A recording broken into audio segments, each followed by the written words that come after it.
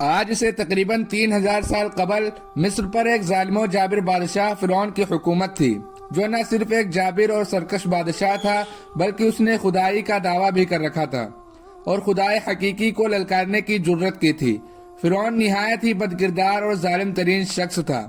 فرعون نے اپنی رعایا کو حکم دیا تھا کہ وہ اس کے آگے سجدہ کریں، اور جو کوئی بھی اسے سجدہ کرنے سے انکار کرتا وہ اس پر ظلم کے پہاڑ ڈھا دیتا، یہاں تک کہ اسے قتل کروا دیتا۔ اس زمانے میں اللہ نے اپنے سچے پیغمبر حضرت موسیٰ علیہ السلام کو معبوس کیا، جنہوں نے بنی اسرائیل کو اللہ کی طرف دعوت دی اور انہیں جھوٹے خدا کی عبادت سے باز آنے کی ہدایت کی تھی۔ لہذا خود فرعون کے محل میں موجود ایک خاتون نے موسیٰ علیہ السلام کے دین کو قبول کر لیا اور اس لا شریک اللہ پر ایمان لے آئی۔ اس خاتون کا نام مشاطہ تھا، جو فرعون کے محل میں خادمہ تھی۔ فرعون نے اسے اپنی بیٹی کی خدمت اور کام کاج کرنے پر مامور کیا تھا۔ ایک دن کا واقعہ ہے کہ وہ خادمہ فرعون کی بیٹی کے بالوں میں کنگھی کر رہی تھی۔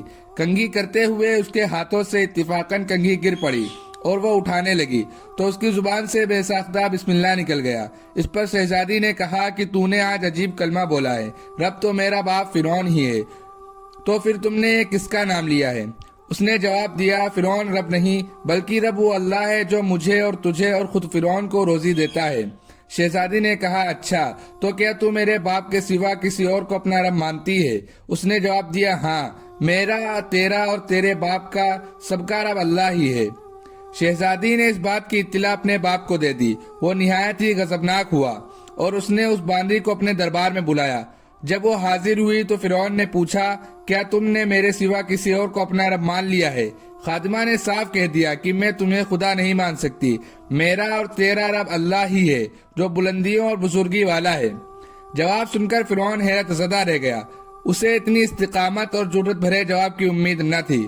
فرعون نے سوچا، اس عورت کو ایسی عبرتناک سزا دینی چاہیے کہ اس طرح کی جرت دوبارہ کسی شخص کو نہ ہو۔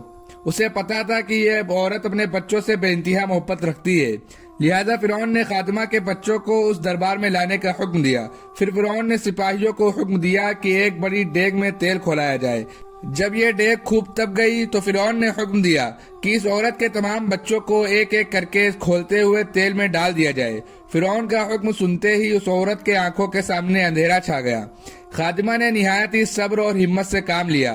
سپاہیوں نے اس خادمہ کے ایک بچے کو پکڑا اور اسے گھسیٹتے ہوئے لے جانے لگے۔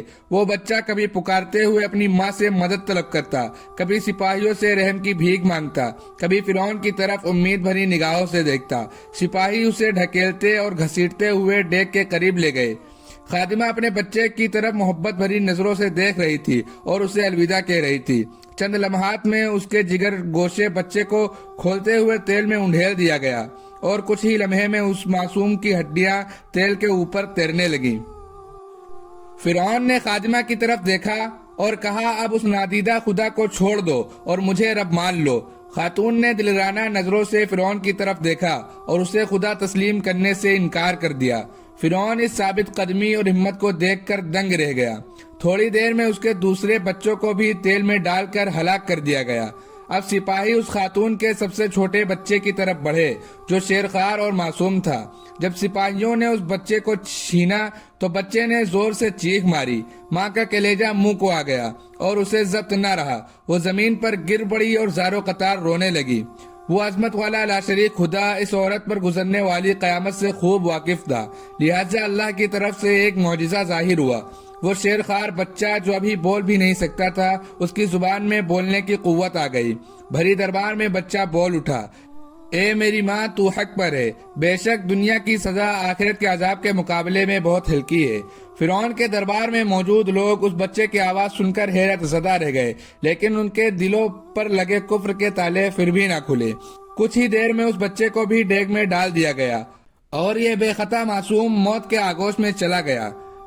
اپنے تمام بچوں کو اپنی آنکھوں کے سامنے فرعون کے ظلم کے بھیٹ چڑھتے ہوئے دیکھنے کے بعد اس خادمہ کا دل پھٹ پڑا تھا۔ اگر وہ چاہتی تو اپنے معصوم بچوں کو اس دردناک موت سے بچا سکتی تھی۔ اسے صرف ایک کلمہ کفر پڑھنا تھا، مگر یہ فقط جان بچانے کا ایک بہانہ ہوتا۔ اسے یقین تھا کہ اس کے رب کے پاس اس کے لیے جو کچھ ہے وہ ایک ختم ہو جانے والی دنیا سے کہیں زیادہ ہے۔ اب سپاہیوں نے اس خادمہ کو پکڑا اور ڈھکیل کر اس دیگ کے پاس لے گئے۔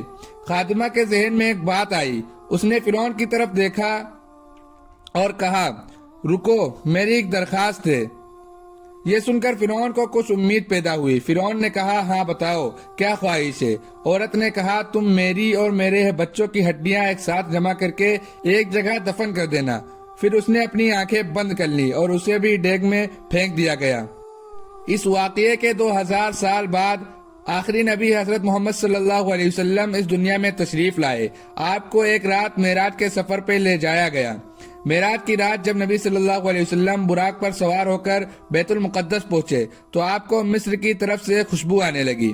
حضور نے جبرائیل سے پوچھا، اے جبرائیل، یہ کتنی اچھی خوشبو آ رہی ہے، یہ خوشبو کیسی ہے؟ جبریل امین نے عرض کیا، یا رسول اللہ، فرعون کی ایک باندی تھی جس نے ایمان کی خاطر اپنی اور اپنے بچوں کے جانوں کا سودا کیا تھا۔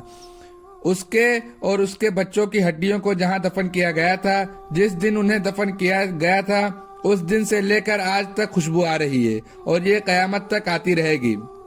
بے شک ہم خوش قسمت ہیں کہ اللہ نے ہمیں ایمان کی دولت سے نوازا، جس ایمان کو پانے کے لیے لوگوں نے اپنی اور اپنے اولادوں کی جان کے نذرانے پیش کر دیے، جبکہ ہمیں کتنی آسانی سے یہ دین اور ایمان مل گیا۔